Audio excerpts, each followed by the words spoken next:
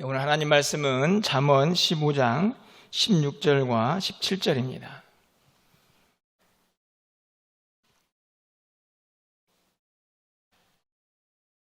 구약성경 926쪽, 927쪽에 있습니다. 잠언 15장 16절, 17절 말씀을 우리 한 목소리로 함께 읽도록 하겠습니다. 읽겠습니다. 가산이 적어도 여호와를 경외하는 것이 크게 부하고 번뇌하는 것보다 나으니라. 채소를 먹으며 서로 사랑하는 것이 살찐 소를 먹으며 서로 미워하는 것보다 나으니라. 아멘. 5월 가정의 달을 보내고 있습니다. 잘 보내고 계시죠? 내일은 어버이날인데 어떠신가요? 여러분 5월달에 어떻게 손익계산서가 좀 잘 서고 있나요? 지출과 수입을 비교하면 어떠십니까? 너무 속물스러운가요?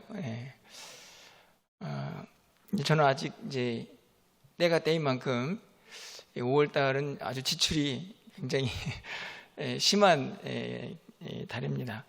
스승의 날도 있고 또 어버이 날도 있고 그래서 이래저래 하지만 또 그 나름대로 또 감사함을 가지고 또 이 계절을 보내게 되는데요.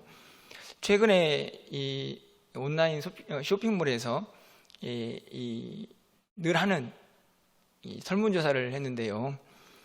이 어버이날 때 제일 받고 싶은 선물 또 주고 싶은 선물 그렇게 질문을 했는데 받고 싶은 것, 주고 싶은 것 동일하게 한 가지가 나왔습니다. 1등을 차지했는데 이게 뭘까요? 네, 어떻게 그렇게 잘하십니까? 네, 주고 싶은 것도 받고 싶은 것도 현금이라고 질문을 받은 사람들의 무려 60%가 그렇게 답을 했고요. 그리고 2위가 뭐였냐면 따뜻한 말 한마디였는데요. 퍼센트가 얼마였냐면 12%였습니다. 그러니까 1위는 60%, 2위는 12%. 그러니까 얼마나 그 간격이 큰지를 알 수 있겠죠? 실제적으로 현금에 대한 생각들이 주는 사람도 받는 사람도 편하다 하는 그런 생각들을 가지고 있는 우리가 시대를 살고 있습니다. 분명히 물질이 필요한 시대죠. 하지만 오늘 본문에 있는 말씀을 보면 우리가 잘 알고 있는 것처럼 물질보다 더 중요한 것이 있다 하는 사실을 분명하게 말씀을 하고 있습니다. 오늘 본문은 특별히 가정이라는 곳에 국한시킬 필요는 없지만 오늘 본문에 보면 먹고 또 무엇인가를 행하는 모습들을 보면 가정이라는 곳에 잘 어울리는 그런 본문이 아닌가 생각이 듭니다. 행복한 가정을 위해서 우리 가정에 필요한 두 가지 보물이라고 제가 생각을 하고 오늘 본문의 제목을 잡아보았는데요. 오늘 16절과 17절에 그 두 가지가 기록이 되어 있습니다. 첫째는 하나님을 경외하는 것이고 다른 하나는 서로 사랑하는 것이다. 이렇게 기록이 되어 있습니다. 주제가 좀 넓긴 하지만 간단하게 좀 생각을 하면서 오늘 밤에 기도 제목을 좀 삼으려고 하는데요. 가장 먼저는 16절입니다. 가산이 적어도 여호와를 경외하는 것이 크게 부하고 번뇌하는 것보다 나으니라. 쉽게 말하면 물질이 좀 없어도 물질 때문에 고민하고 또 번뇌하는 것보다는 가난해도 물질이 없어도 하나님을 경외하는 것이 더 낫다 이렇게 이야기를 하죠. 실제적으로 17절도 마찬가지지만 이 잠언에서 말하고 싶은 것은 물질이 많고 적음이 아니고 정말로 중요한 게 무엇인가 하는 것을 이야기하는 것입니다. 16절에서는 여호와를 경외하는 것이 가장 중요하다 하는 것을 물질과 상관없이 우리가 깨달을 수 있도록 말씀을 하고 있는 것이죠. 개인이든 가정이든 물질이 참 중요한 시대를 살고 있지만 그 이상의 것이 있다. 바로 하나님을 경외하는 것이다 라고 분명하게 말씀을 하고 있습니다. 우리가 잘 알고 있는 것처럼 이 잠언에서 하나님을 경외하고 또 여호와를 경외한다 하는 표현은 매우 중요한 문구죠. 왜냐하면 잠언의 키워드는 지혜 아닙니까? 그런데 그 지혜의 근본은 바로 여호와를 경외하는 것이기 때문에 오늘 이 본문에서 이 하나님을 경외한다 하는 말이 이 잠언 전체에 매우 중요한 문구라는 것을 우리가 쉽게 알 수가 있는데요. 잠언뿐만이 아니죠. 어찌 보면 성경 전체의 가장 큰 핵심은 성도의 본분으로 하나님을 경외하는 것이다라고 가르치고 있습니다. 특별히 신명기의 말씀을 좀 가서 보시면요, 이스라엘 백성들이 이제 출애굽을 하고 가나안 땅에 들어가서 그들이 안정된 생활을 하는 동안 정말로 해야 할 일이 무엇일까 계속 반복해서 가르치고 있는 것 중에 하나가 하나님을 어떻게 경외하는지 그들이 배워야 한다, 또 선조들은 가르쳐야 한다 하는 것을 계속 강조하고 있는 것을 볼 수 있습니다. 신명기 31장 12절 말씀을 좀 가서 보시면, 곧 백성의 남녀와 어린이와 내 성읍 안에 거류하는 타국인을 모으고 그들에게 듣고 배우고 내 하나님 여호와를 경외하며 이 율법의 모든 말씀을 지켜 행하게 하고, 그 가나안 땅에 들어가서 사는 모든 사람들에게 듣게 하고 배우게 한 그것이 무엇이냐라고 말할 때에 바로 하나님을 경외하는 것이다.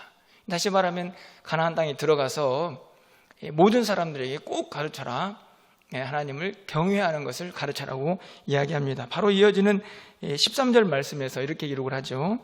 또 너희가 요단을 건너가서 차지할 땅에 거주할 동안에 이 말씀을 알지 못하는 그들의 자녀에게 듣고 네 하나님 여호와 경외하기를 배우게 할지니라. 자녀들이 배워야 합니다. 하나님을 어떻게 경외하는지 배우려면 누가 가르쳐야겠죠? 바로 부모들이, 또 조상들이 그것을 계속해서 가르치고 또 자녀들은 계속 그것을 배워야 한다라고 말씀을 하고 있습니다. 무엇을 말입니까? 하나님을 어떻게 경외하는지를 그들이 늘 배워야 했습니다. 결국에 이 신명기 전체에서 여러 가지 말씀이 있지만 가나안 땅에 들어가서 그들이 해야 할 성도의 아주 중요한 본분 중에 하나, 선민의식을 가지고 살아가야 할 그들에게 아주 중요한 사실은 하나님을 경외해야 한다 하는 것입니다. 그런데 사실은 이 말씀 속에는요, 분명한 구분이 하나 있습니다.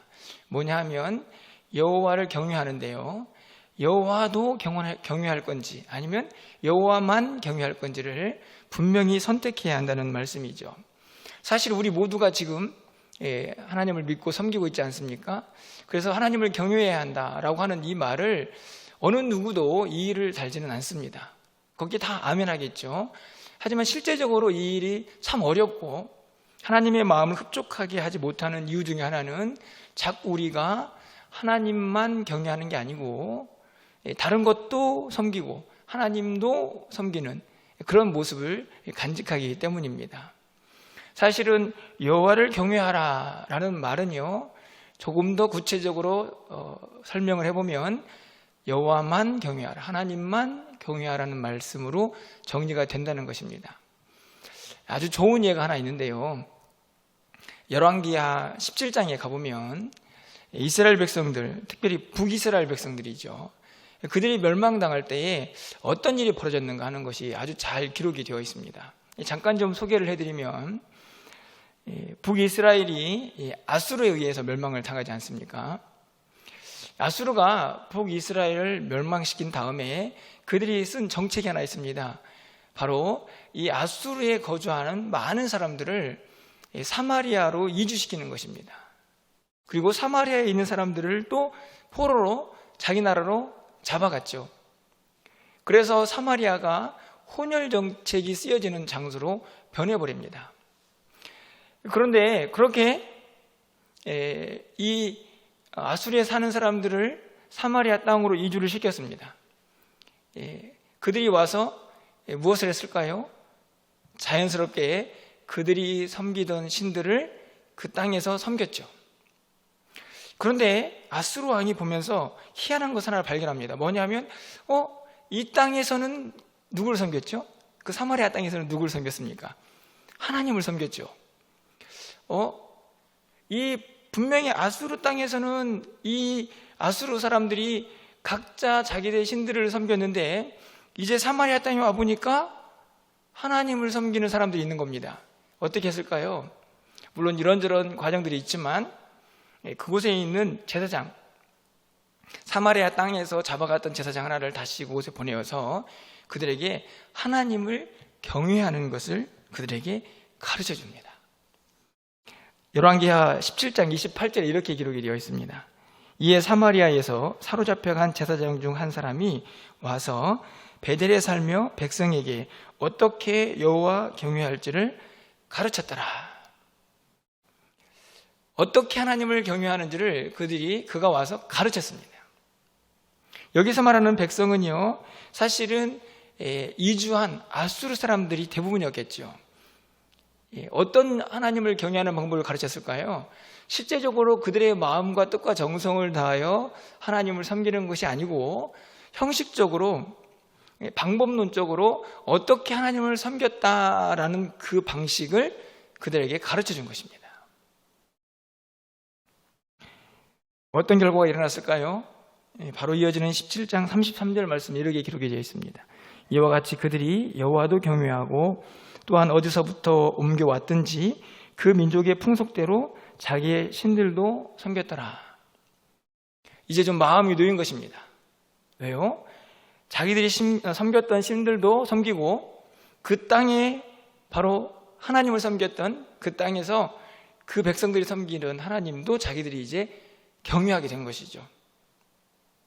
아마 그들은 나도 이제 하나님을 경외하는구나, 또 많은 신들 중에 한 신을 더 추가해서 섬기게 되었구나, 아마 그런 마음을 가졌을 것입니다. 성경은 이 모습을 어떻게 평가를 하고 있을까요? 34절 말씀입니다. 그들이 오늘까지 이전 풍속대로 행하여 여호와를 경외하지 아니하며 또 여호와께서 이스라엘이라 이름을 주신 야곱의 자손에게 명령하신 율례와 법도와 율법과 계명을 준행하지 아니하는도다. 분명히 33절에서는요, 그들이 여호와도 경외하고 라고 되어 있는데 바로 이어지는 말씀을 보면 그들이 여호와를 경외하지 아니했다라고 기록을 합니다. 왜 그럴까요?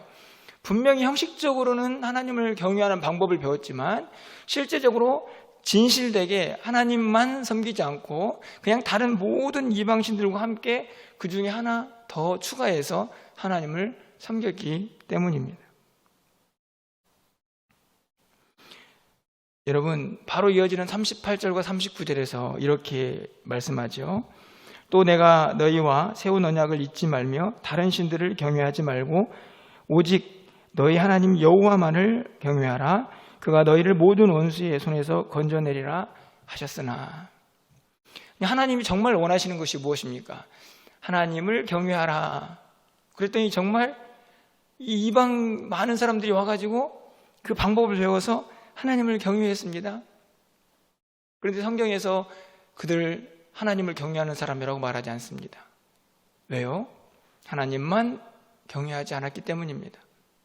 그냥 다른 모든 신들 중에 한 신으로 하나님을 섬겼던 것이죠. 사실은 이런 모습이 아수르에서 이주한 사람들에게만 있었던 것이 아니고 이미 이스라엘 백성들 가운데에도 있었습니다. 하나님이 그들을 심판하신 이유죠. 하나님께서 오늘 말씀하십니다. 좀 물질이 없어도 정말 중요한 것은 하나님을 경외하는 것이다. 사실 우리 가정도 마찬가지라고 볼 수 있습니다. 우리의 삶도 마찬가지죠. 이 땅을 살아가는 동안에 우리가 물질이 넉넉하지 않을 수 있습니다. 가정도 그렇고 개인도 그렇고요. 하지만 중요한 것이 뭐라고 말씀합니까? 하나님을 정말 경외하고 있느냐, 그리고 더 궁극적으로는 하나님만 경외하고 있느냐. 사실은 물질이 더 중요하게 여겨지고 또 그 외에 많은 것들이 더 중요하게 여겨지면서 우리는 하나님만 섬기지 않습니다. 이미 많은 것들이 우리 안에 찾아와 있죠. 사실은 이스라엘 백성들이 또 아수르에서 이민 온 그 아수르의 백성들이 하나님을 경외했지만 실제적으로 하나님만 경외하지 않아서 그들은 하나님을 경외했다라고 말하지 않는 것처럼요. 사실 우리도 마찬가지가 될 수 있습니다. 실제적으로 아무런 꺼리낌 없이 우리는 하나님을 경외합니다라고 그렇게 자신 있게 말하지만 우리의 마음속에 하나님만 경외하지 않는다면 우리도 하나님 보시기에 정말 하나님을 경외하는 사람인가? 라고 우리에게 의구심을 가질 수 있는 신앙의 모습들이라고 말할 수 있다는 것입니다. 여러분 어떠신가요? 정말 하나님만 섬기십니까? 여러분의 가정에 하나님이 정말 모든 것의 중심, 모든 것의 주인이 되어 있으신가요? 어떠십니까? 하나님을 경외하라 라는 말씀이 아니고요, 꼭 만자를 넣으셔야 합니다. 여호와만, 하나님만 경외하라. 그 만자를 넣고 우리가 아멘 할 수 있다고 하면 그 믿음은 정말 하나님이 칭찬하실 만한 믿음이라고 생각이 듭니다. 그 믿음을 하나님이 기뻐하시겠죠.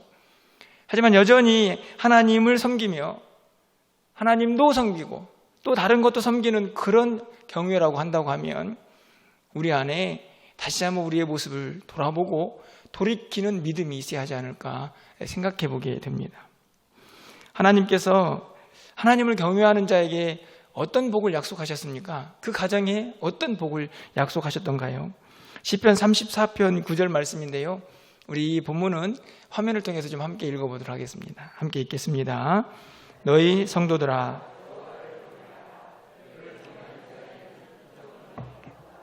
아멘. 믿으십니까? 하나님을 경외하라, 여호와를 경외하라. 성도들아, 하나님을, 그를 경외하는 자에게는 부족함이 없다. 이 말씀을 그대로 믿는다고 하면 오늘 우리가 읽은 잠언 이 15장 16절의 말씀을 분명하게 믿을 수 있을 것입니다. 가산이 좀 부족해도 하나님을 경외하는 것이 우리에게 얼마나 중요한 것인가. 하나님께서 하나님을 경외하는 자에게 모든 것이 부족함이 없도록 하시겠다 말씀을 하고 계시는데요, 이 구절에 아멘 할 수 있다고 하면 우리는 하나님만 경외할 수가 있지 않을까 생각을 하는 것입니다. 시편 128편 1절에서 4절 말씀이죠. 너무나 잘 알고 있는 말씀 아닙니까? 여호와를 경외하며 그의 길을 걷는 자마다 복이 있도다. 내가 내 손이 수고한 대로 먹을 것이라. 내가 복되고 형통하리로다. 내 집 안방에 있는 내 아내는 결실한 포도나무 같으며 내 식탁에 둘러앉은 자식들은 어린 감람나무 같으리로다. 4절에서 또 말씀하죠. 여호와를 경외하는 자는 이같이 복을 얻으리로다. 이 구조가 아주 쉽게 분석이 되지 않습니까? 1절과 4절, 하나님을 경외하는 자에게 복이 있다. 그리고 그 사이에 2절과 3절이 있습니다. 누군가요? 가족 안에 살고 있는 남편, 아내, 자녀들입니다. 그들이 어떻게 복을 받습니까? 하나님을 경외함으로. 하나님을 경외하는 자에게, 그래서 그의 길을 걷는 자에게 분명히 하나님의 복을 약속하셨습니다. 그렇기 때문에 오늘 16절에 있는 말씀, 비록 조금 물질이 부족해도 하나님을 경외하는 것이 정말 큰 복이고 그것을 통해서 한 가정이 제대로 설 수 있음을 분명하게 말씀하고 있는 것이죠. 가정에 다릅니다. 우리 모두의 10년 가운데에 또 우리의 가정에 누가 중심이 되어 있는지, 정말 하나님만 경외하고 그분만 섬기면서 우리가 신앙생활을 하고 있는지 여러분 다시 한번 나를 돌아보고 또 우리 가정을 돌아보면서 하나님께서 기뻐하시는 그 가정의 모습들을 다시 한번 회복할 수 있는 저와 여러분이 되었으면 좋겠습니다. 두 번째로 말씀하고 있는 것은 무엇입니까? 17절 말씀이죠. 두 번째 가정의 보물이라고 말씀드릴 수 있습니다. 우리 17절 말씀은 함께 읽어보도록 하겠습니다. 채소를 먹으며 서로 사랑하는 것이 살찐 소를 먹으며 서로 미워하는 것보다 나으니라. 여기에서도 채소를 먹거나 살찐 소를 먹거나 사실 그게 더 중요한 게 아니고요, 어떤 상황에 있든지 간에 정말 중요한 것은 서로 사랑하는 것이다. 사실은 이렇게 함께 먹고 마시는 장소가 가장 잘 이루어지는 곳이 어디입니까? 바로 가정이죠. 가정에서 채소를 먹는다, 살찐 소를 먹는다, 분명히 비교가 되는 상황이죠. 조금 못 먹고 조금 부족해도 그 가정의 가장 큰 보물은 두 번째로 무엇이다? 서로 사랑하는 것이다. 여러분 서로 사랑하시죠? 네. 이 사랑이라는 이 주제를 사실은 이 밤에 다 설명하기에는 매우 포괄적인 주제라고 생각이 듭니다. 간단하게 좀 생각해 보면요, 이 사랑을 우리가 어떻게 이루어가고 또 우리가 우리 가정에서 이 사랑을 만들어갈까 하는 고민이 들게 되는데요. 여러분 사랑하십니까? 이렇게 질문했더니 별로 자신이 없어 보이십니다. 최근에 여러분 한 부부가 이혼을 하겠다라고 성명서를 냈어요. 공동으로. 그래가지고 많은 사람들이 깜짝 놀라서 이런저런 이야기를 하고 있는 부부가 있습니다. 혹시 누군지 아십니까? 빌 게이츠 부부인데요. 사실은 사람들의 관심은 이들이 이혼한다라는 것보다도 오히려 그 많은 재산을 어떻게 나눌까 하는 것에 더 관심이 있는 것 같습니다. 빌 게이츠의 재산이 대략적으로 한화로 계산했을 때 한 150조 정도 된다고 하는데요. 조의 개념을 사실은 저는 잘 이해를 못합니다. 어느 정도 가지고 있는 게 좋은지 사실 실감이 안 나는데 150조나 되는 재산을 이제 이혼을 하게 되면 위자료로 이제 정리를 해야 되기 때문에 얼마나 서로 나눌까 하는 그 문제에 사람들이 참 많이 관심을 갖는 것 같습니다.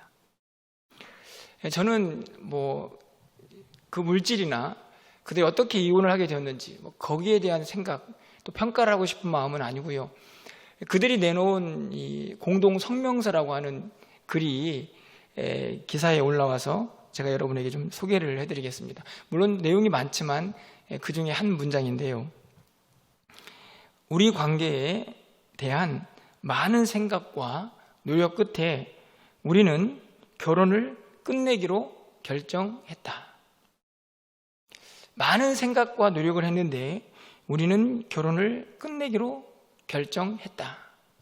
이렇게 성명서를 냈고, 그리고 그 가운데에서 더 이상 둘이 함께 성장할 수 있는 무엇인가가 없다고 생각이 되었다. 이렇게 결론을 내렸습니다. 빌 게이츠가 제가 보니까 한국 나이로 67세입니다. 그리고 결혼한 지 27년이 지났다고 합니다. 많은 시간이 지났죠. 그들은 그 많은 시간 동안 점점 사랑이 깊어졌습니까? 사랑이 식어진 것입니까? 점점 사랑이 식어진 것이 분명하죠. 분명 그들도 처음에 결혼할 때는 사랑을 약속하고 또 그 약속 위에서 함께 그들의 삶을 공유했을 것입니다. 그런데 27년이 지난 오늘 이 시점에 와서 우리는 결혼을 끝내기로 결정했습니다. 더 이상 둘이서 어떤 성장도 기대할 수가 없습니다. 라고 하는 이 이야기를 들으면서요, 참 많은 생각이 들었습니다. 사실은 성장을 기대할 수 없는 것, 물론 분명한 이유가 되겠지만요, 더 근본적인 이유를 생각해 보면 사랑이 식어진 것이죠. 그러니까 사랑이 사라진 것입니다. 그런 측면에서 다시 한번 우리에게 질문해 보게 됩니다. 우리의 사랑은 어떻습니까? 우리의 가정에서의 사랑. 물론 이 사랑을 범위를 넓힐 수가 있지만 오늘 지금 가정의 달, 가정이라는 공동체로 좁혀서 말씀을 드리고 있기 때문에 우리 가정 안에서의 사랑 어떻습니까? 남편과 아내, 또 부모님과 자식 간의 모든 관계에서 정말 서로를 향한 사랑이 식어지는 것이 아니고 시간이 지날수록 점점 더 강해지고 두터워지고 있는지 한번 우리의 모습을 좀 돌아봤으면 좋겠다 생각이 듭니다. 그럼 오늘 17절에 있는 말씀이 조금 더 실감이 나겠죠. 채소를 먹으면서도 살찐소를 먹는 것보다 서로 사랑하는 것이 더 낫다. 여러분, 오늘 본문에서요, 저는 이 서로라는 단어가 굉장히 중요한 의미를 가지고 있다고 생각이 듭니다. 사랑은 한편에서는 지치고 힘들어서 결국은 어렵죠.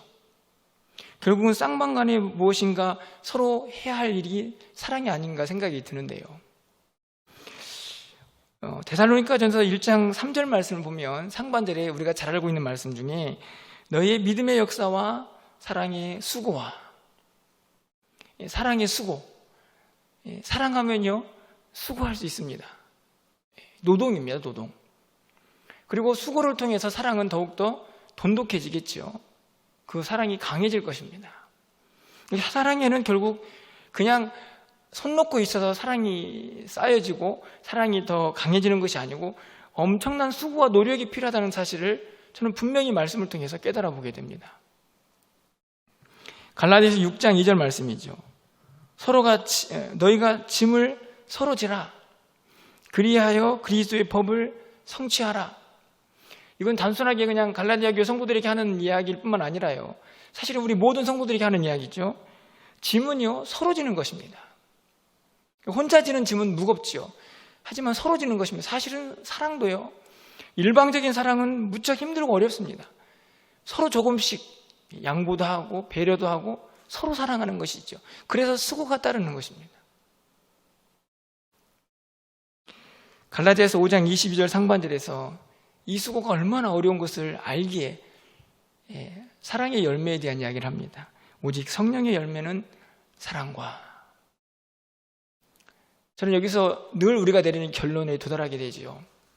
우리가 사랑이 필요하고요, 가정 안에 서로의 사랑이 무척 필요하다는 것을 알고 있지만 그 사랑을 성취하고 이루는 데에는 우리는 굉장히 제한적인 존재들입니다.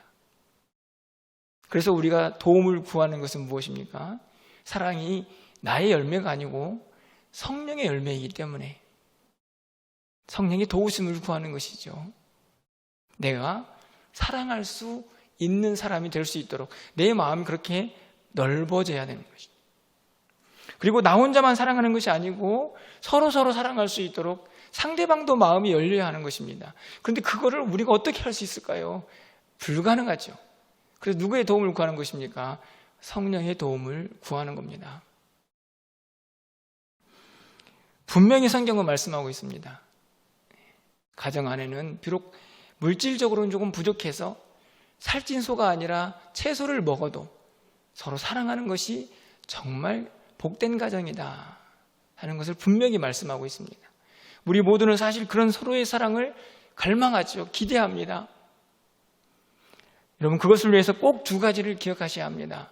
수고가 따른다는 사실을, 서로 짐을 지어야 한다는 사실을, 그리고 그것도 우리의 힘으로는 부족하기에 우리의 힘만이 아닌 성령의 도우심을 반드시 구해야만 우리 가정이 그런 사랑을 이룰 수 있다는 사실을 결코 잊어서는 안 된다는 말씀입니다. 여러분, 우리 가정에 정말 필요한 보물 두 가지를, 물질이 아닌 두 가지를 오늘 말씀을 드렸습니다. 첫째는 하나님을 경외하는 것이고요, 또 한 가지는 서로 사랑하는 것입니다. 말씀을 맺으면서요, 마지막으로 욥기에 있는 한 구절 말씀을 여러분과 나누고 기도하려고 합니다. 욥기 1장 9절 말씀이죠. 함께 마지막으로 좀 화면을 통해서 같이 읽어보도록 하겠습니다.